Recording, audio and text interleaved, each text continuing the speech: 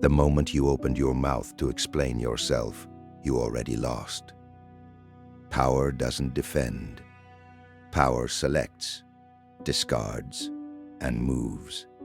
Watch a child. A child takes what it wants, screams when denied, and feels zero obligation to construct a logical argument for its hunger. There is no defense reflex. There is only desire and the direct movement toward it. Then the conditioning begins. They called it manners. They called it maturity. They called it emotional intelligence and social awareness and being the bigger person. What it actually was, stripped of every flattering label they dressed it in, was a systematic installation of submission architecture directly into your identity. They taught you that explanation earns safety, that justification earns belonging, that if you could only make them understand, the threat would dissolve and the acceptance would follow. It never did, and it never will. Here is what no self-development course will say to your face. The defense reflex is not a communication skill. It is a dominance signal sent in the wrong direction. The moment you begin to explain yourself, you are not clarifying. You are conceding jurisdiction. You are silently confirming that the other person has the authority to evaluate you, the right to demand an account, and the power to render a verdict. You have not opened a conversation. You have opened a courtroom, and you handed them the gavel before a single word was spoken. Machiavelli understood this with the precision of a surgeon. In The Prince, he does not counsel the ruler to be liked. He counsels the ruler to be impossible to judge. A prince who justifies his decisions invites the public to become his judges. A prince who acts and remains silent forces the public to become his students. These are not the same position. One is a throne. One is a defendant's chair. You have been sitting in the defendant's chair your entire life and calling it humility. Consider what you have defended in the last 12 months alone. Your ambition to someone who was comfortable being mediocre. Your silence to someone who weaponized your stillness as evidence of coldness. Your boundaries to someone who had already decided your limits were a personal offense against them.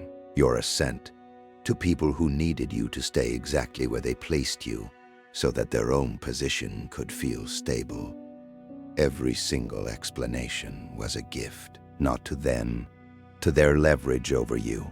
This is the architecture of the trap. They pressure you explain.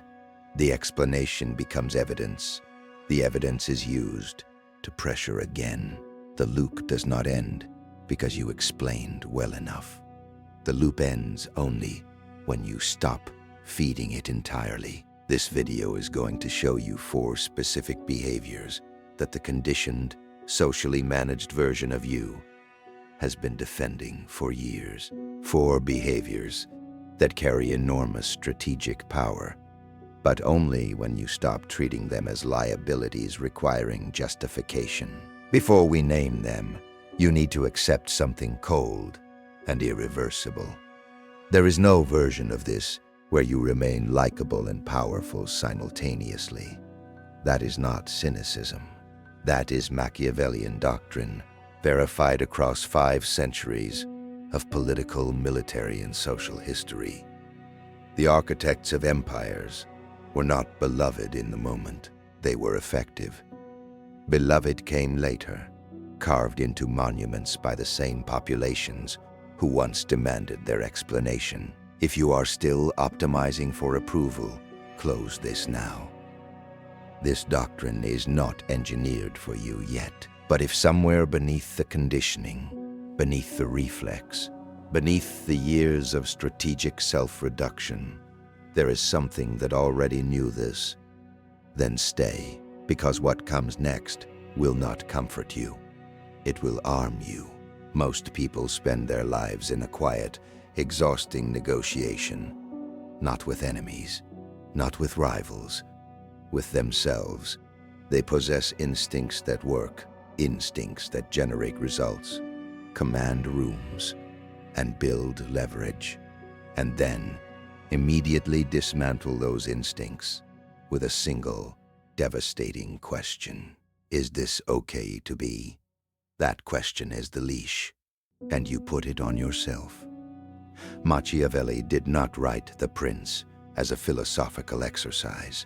He wrote it as a field manual, a cold, unsentimental record of what actually moves power through human systems, stripped of the moral theater people perform to feel civilized, and embedded in that doctrine, across every chapter, every historical dissection, every unflinching observation about human nature, are four behavioral patterns that the powerful exercise freely and the conditioned punish themselves for endlessly. Here they are, no softening, no refrain to make them palatable. Behavior 1. Calculated silence. You have been told that silence is avoidance, that it signals weakness, guilt, or emotional unavailability, that healthy, communicative people explain themselves clearly and often. That is the story told by people who need your words as raw material for control.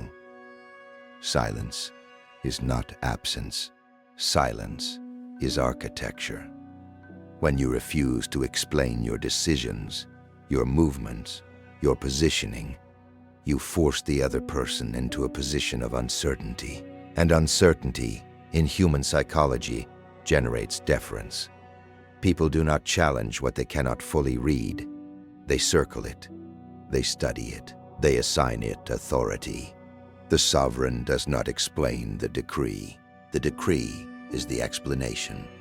Every time you have broken your silence to defend a decision that required no defense, you handed someone a map to your interior. You showed them where the doors are. You showed them which walls are load-bearing. And you called it honesty. Machiavelli would call it reconnaissance. Conducted by your enemy, funded by your anxiety. Behavior 2. Strategic coldness. Warmth is a social currency, and like all currency, it can be inflated until it is worthless, and it can be stolen. The person who is warm with everyone is warm with no one. They have distributed their signal so broadly that it carries no information, generates no scarcity, and commands no particular loyalty. They are liked in the way furniture is liked, present, comfortable, and entirely replaceable. Strategic coldness is not cruelty. It is selection. It is the deliberate calibration of warmth as a resource deployed with precision toward those who have demonstrated they can be trusted with it, and withheld entirely from those who would use it as a leash. You have been defending this behavior your entire life. You have called it aloofness, when it is actually discrimination. You have apologized for standards that were protecting you from the very people demanding the apology. Behavior 3. Unannounced repositioning.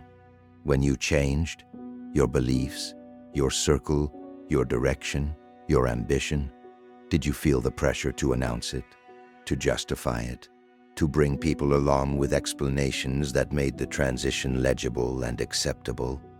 That pressure is not care. That pressure is a territorial signal from people whose identity depends on your stasis.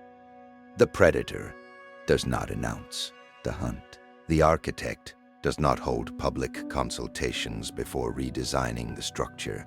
Movement executed without explanation is movement that cannot be intercepted. The moment you narrate your transition, you invite negotiation. You invite delay. You invite the slow erosion of momentum by 100 small conversations with people who are fundamentally invested in your version from 3 years ago. Reposition. Do not explain. Let the distance speak. Behavior 4. Disproportionate response. You were told to be measured, proportional, reasonable, to respond to aggression with calibrated, socially acceptable firmness, just enough to signal displeasure, never enough to signal danger. That doctrine serves one purpose. It keeps you manageable. Machiavelli was explicit. Men will wound you if they believe the wound is survivable for them. The strategic function of a disproportionate response, deployed once, deliberately, and then never again, is not revenge. It is pricing. You are setting the cost of aggression against you so high that the calculation never favorably concludes again. You have apologized for this behavior. You have called it overreaction. You have allowed the people you frightened into compliance to reframe your power as your pathology. They reframed it because it worked, and they needed it to stop working. These are the four behaviors, not flaws, not trauma responses dressed up in strategic language. Behaviors that, when owned without apology, restructure the social dynamic entirely. The next question is not whether to use them. The question is, which archetype uses them most lethally, and whether you recognize yourself in that mirror yet. Behavior 4. Disproportionate response. You were told to be measured, proportional, reasonable, to respond to aggression with calibrated, socially acceptable firmness, just enough to signal displeasure, never enough to signal danger. That doctrine serves one purpose. It keeps you manageable. Machiavelli was explicit. Men will wound you if they believe the wound is survivable for them. The strategic function of a disproportionate response, deployed once, deliberately, and then never again, is not revenge. It is pricing. You are setting the cost of aggression against you so high that the calculation never favorably concludes again. You have apologized for this behavior. You have called it overreaction. You have allowed the people you frightened into compliance to reframe your power as your pathology. They reframed it because it worked, and they needed it to stop working. These are the four behaviors, not flaws, not trauma responses dressed up in strategic language. Behaviors that, when owned without apology, restructure the social dynamic entirely. The next question is not whether to use them. The question is, which archetype uses them most lethally, and whether you recognize yourself in that mirror yet. Every room you have ever walked into was already sorted, not by title, not by wealth, not by the credentials hanging on the wall or the confidence performed loudly enough to fill the silence. It was sorted by something older and more precise, by the invisible taxonomy of human behavioral archetypes that Machiavelli mapped in the 15th century, and that evolutionary psychology confirmed 500 years later. There are those who hold the frame, and there are those who live inside someone else's. You were never taught this sorting system because the people responsible for your education were themselves inside a frame. And a population that understands archetypes is a population that is significantly harder to manage.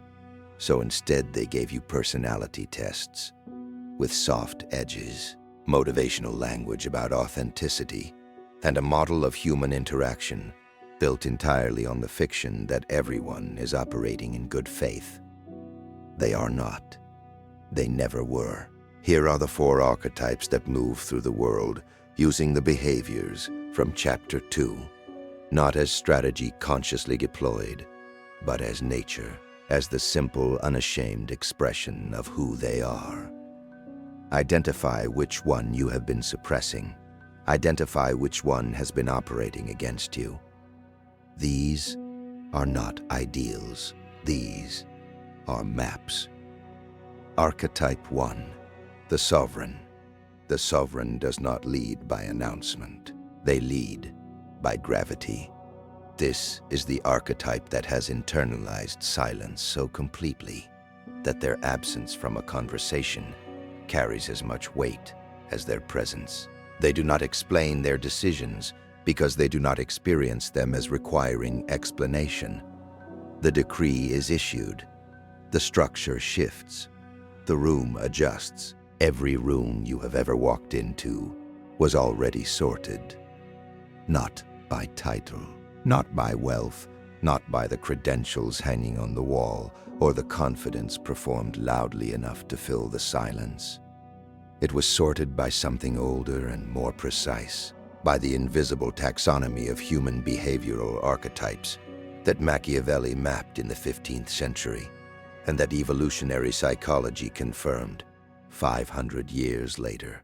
There are those who hold the frame, and there are those who live inside someone else's. You were never taught this sorting system because the people responsible for your education were themselves inside a frame. And a population that understands archetypes is a population that is significantly harder to manage. So instead, they gave you personality tests with soft edges, motivational language about authenticity, and a model of human interaction built entirely on the fiction that everyone is operating in good faith. They are not. They never were. Here are the 4 archetypes that move through the world using the behaviors from Chapter 2, not as strategy consciously deployed, but as nature, as the simple, unashamed expression of who they are. Identify which one you have been suppressing. Identify which one has been operating against you. These are not ideals. These are maps. Archetype 1. The sovereign. The sovereign does not lead by announcement. They lead by gravity.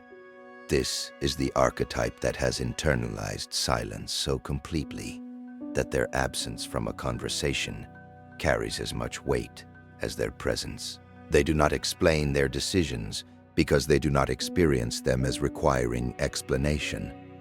The decree is issued. The structure shifts. The room adjusts. Niccolò Machiavelli himself was this archetype, a man who spent his career in the cold machinery of Florentine politics, who watched alliances form and dissolve with the season, and who concluded, not bitterly, but clinically, that the only durable power is the power that does not depend on being liked. The architect repositions without announcement, because announcement is an invitation for interference. They are cold, not as a defense mechanism, but as a design choice. They are building something. The materials are selected, the redundant elements are removed. The structure does not explain itself to the rubble. Archetype 3, the predator. This is the archetype that makes the conditioned deeply uncomfortable, because the predator is not a villain.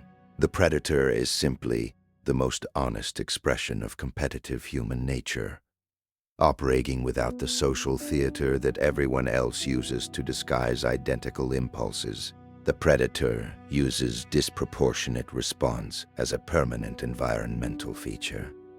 Not impulsively, strategically, they understand what most people spend their lives pretending is not true.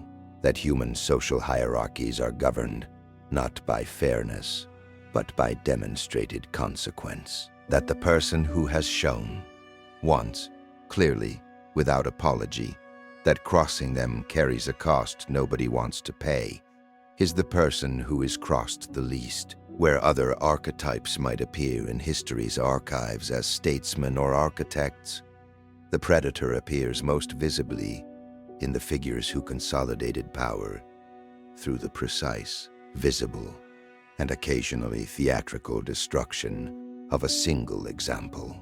Cesare Borgia did not punish every transgression quietly.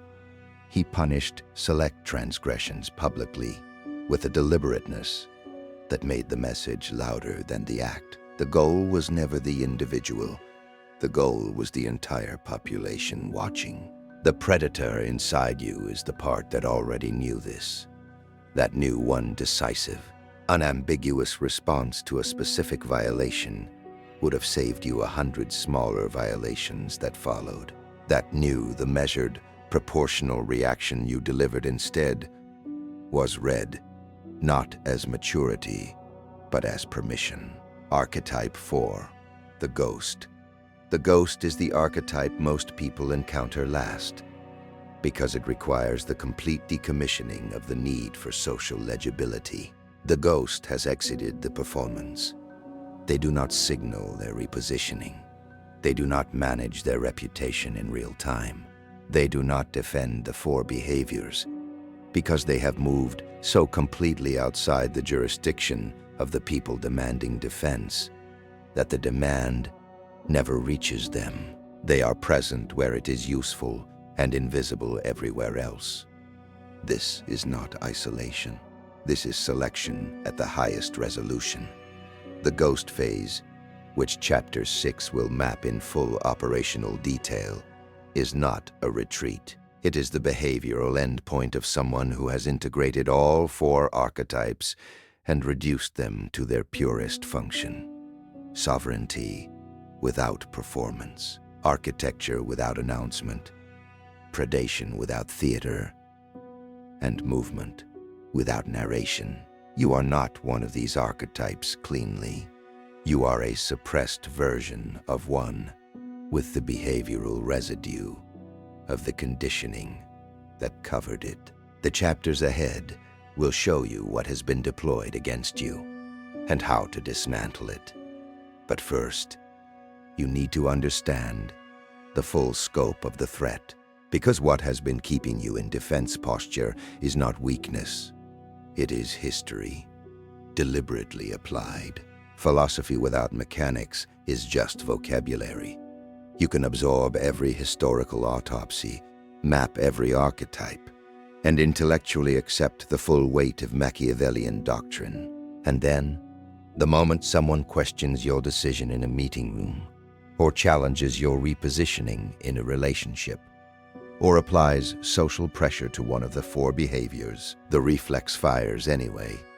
The explanation begins before you have consciously chosen to give it. The justification assembles itself from conditioned muscle memory and exits your mouth wearing the costume of maturity. This is not a character flaw. It is an installation problem.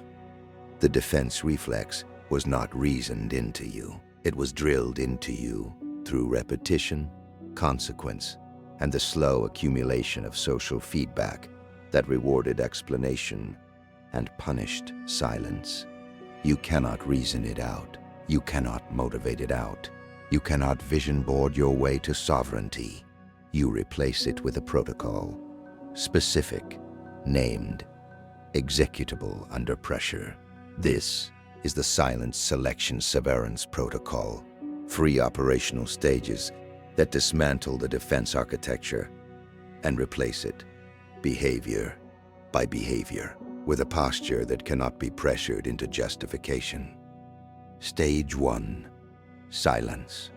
Silence is not the absence of response. Silence is a response, the most structurally powerful one available, because it returns all interpretive labor to the person who initiated the pressure. The operational mechanics of strategic silence require one foundational reframe.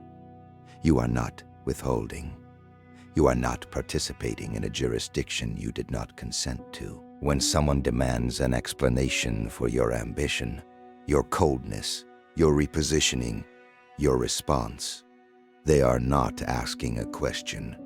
They are asserting authority. The question is merely the vehicle.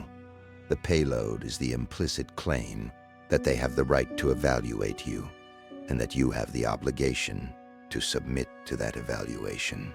Silence refuses the payload without engaging the vehicle. Here is the operational sequence when pressure is applied. When the demand for justification arrives in any of its forms, direct or social or passive, you execute 3 specific moves. First, physical stillness. No micro-adjustments, no breaking eye contact, no nervous recalibration of posture that signals the pressure has landed. The body must confirm what the silence is communicating, that nothing has been disturbed. Second, the full pause. Not a beat, not a social grace note, a full, unambiguous pause that extends 2 to 3 seconds beyond what the social script designates as comfortable. You are not filling that space. You are letting them feel the weight of their own demand. Third, topic displacement. When you do speak, you do not address the question. You address something adjacent, forward, or entirely unrelated. And you do it with the same even, authoritative register that signals the original demand has been processed, assessed, and declined without ceremony. This sequence communicates one thing with crystalline precision. Your courtroom has no jurisdiction here. Practice this sequence in low-stakes environments first. A comment about your choices at dinner, a question about your schedule from someone who has no operational need to know it, a probe disguised as concern. Run the sequence: physical stillness, full pause, topic displacement. The discomfort you feel in those extended seconds is not weakness. It is the defense reflex losing its grip. That discomfort is the protocol working. Stage 2, selection. Silence alone is architecture without a gate. Selection is the gate. The silence selection severance protocol does not advocate for universal coldness. That is not strategy. That is armor, and armor is still a defensive posture. Selection is the precise, deliberate calibration of access, determining, with the unsentimental clarity of an architect, reviewing load-bearing schematics, which individuals, relationships, and environments receive which version of you, and under what conditions. Selection operates across 3 tiers. Tier 1, operational access. These are the individuals with whom you exchange functional information, professional contacts, logistical relationships, transactional interactions. They receive professional competence and nothing else. No interior access, no narration of your movement, no visibility into your repositioning or your architecture. The transaction completes. The access closes. Tier 2, strategic proximity. These are the individuals whose presence in your structure has been assessed and found to carry genuine utility, intellectual, operational, or positional. They receive calibrated warmth, not performed warmth, not defensive warmth deployed to manage their perception of you, but the precise temperature required to maintain the relationship at the level of function you have designated for it. Nothing above, nothing volunteered. Tier 3, interior access. This tier is, for most people building sovereignty, currently empty, and it should remain empty until someone has demonstrated, not promised, not implied, demonstrated, that their presence in your interior architecture adds structural value and does not compromise load-bearing walls. This tier is not closed out of damage. It is closed out of standard. The distinction matters. Every person currently in your life should be silently reclassified into one of these 3 tiers right now. Not communicated to them, not announced, not explained, simply executed. The recategorization itself is an act of selection. Begin there.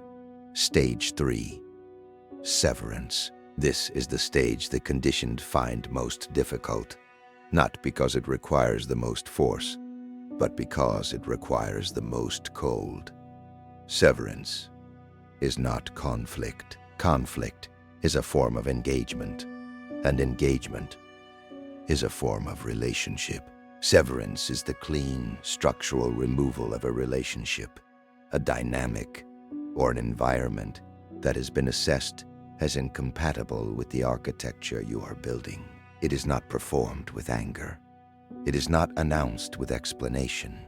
It is not cushioned with the language of mutual growth, or the fiction that the removal is somehow in service of the other person. It is simply executed. The Machiavellian severance has three characteristics that distinguish it from the emotional exits most people mistake for it. It is pre-decided. The determination is made in a moment of clarity, not in a moment of reaction.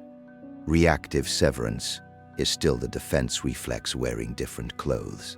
Pre-decided severance is architecture.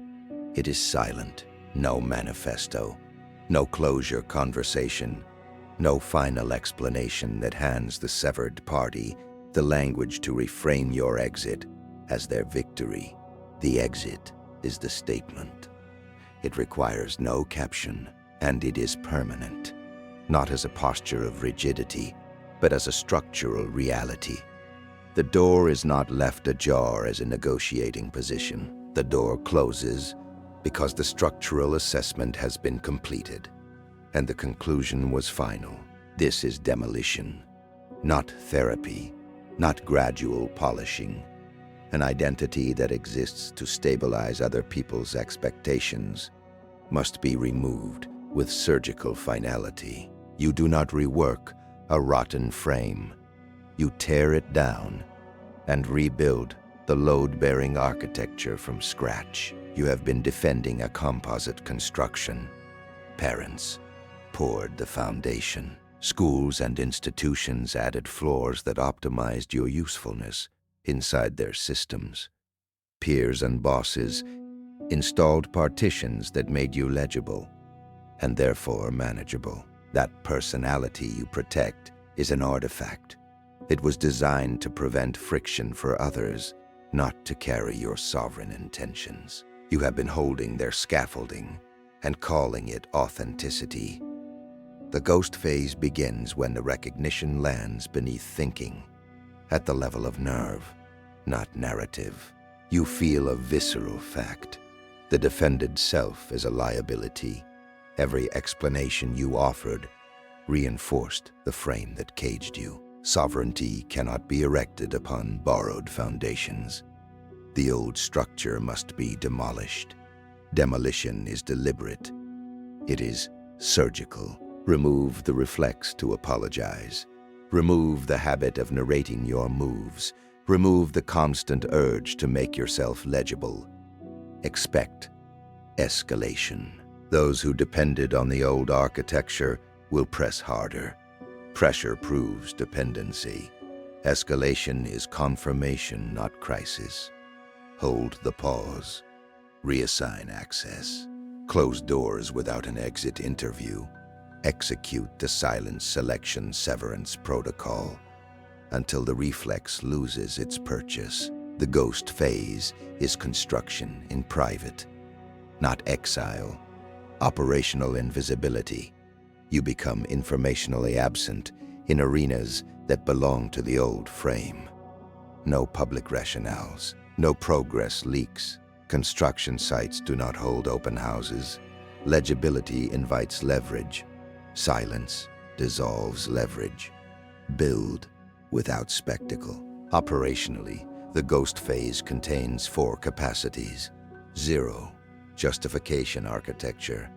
The reflex to explain is removed because its foundational belief is gone.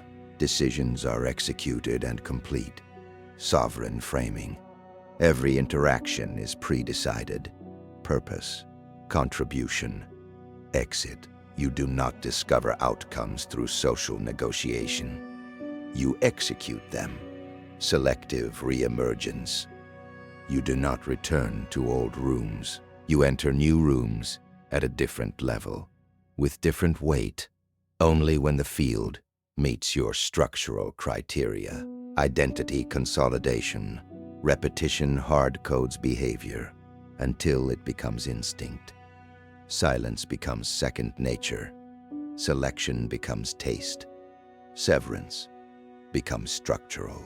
The sovereign identity that emerges is architecturally different. Illegibility. The interior is inaccessible not by walls, but by the decommissioning of the need to be seen. Self-referential validation. The only metric is whether an action serves the structure. Asymmetric presence. You give less than you receive because warmth is allocated as scarce resource. Permanence. Pressure and accusation no longer destabilize you because your identity does not depend on their availability. This is irreversible by design. The composite frame can be imitated. It cannot be authentically rebuilt atop the sovereign foundation. Demolish what is incompatible. Build without announcement. Occupy the throne by selection, not by plea. Move like the architect who knows the blueprint. Lasts longer than the critics. This is a selection marker. The doctrine you now hold is exclusionary on purpose. A population fluent in these mechanics exits the defendant's chair. That makes you administratively inconvenient. Institutions do not teach this because they rely on your provisionality. You found the blueprint anyway. Most will not act on it. Implementation fails not from lack of intellect, but from refusal to become cold enough to sever comfort. The mechanics are simple. The temperature required is lethal to habit. The deciding variable is not comprehension. It is the decision to be done. Done completely, irreversibly, not inspired for a week, not trying harder, but finished with a person who required constant justification. If your primary response is inspiration, close this now. Inspiration is the composite construction's anesthetic. It converts doctrine into feeling, feeling into temporary action, and temporary action into the story you tell about almost changing. If your primary response is resistance, that tight, structural discomfort, treat it as confirmation. Precision threatens what you invested in. Decide what to do with that threat. If your response is recognition, you already know the next steps. Permission is redundant. There will be a test. In the next 72 hours, someone will demand an explanation for nothing. A relationship will press a boundary that requires severance. An environment will offer the familiar comfort of legibility. The only metric that matters is behavior under pressure, not rhetorical commitments, not plans written in favorable emotion, but what you do when the reflex fires and the protocol must override it. Live. Those who execute will be clear in rooms they re-enter. Their silence will have weight. Their exits will be unannounced and final. Rooms will recalibrate around them without negotiation. Those who do not execute will refine reasons for inaction until option dissolves into absence. Machiavelli wrote his manual from demolition.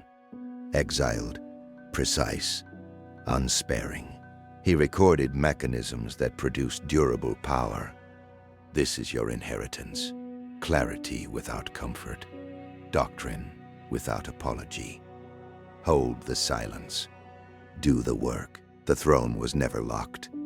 The key has always been in your hands. Decide. Execute. Build in silence. Never defend what you demolish.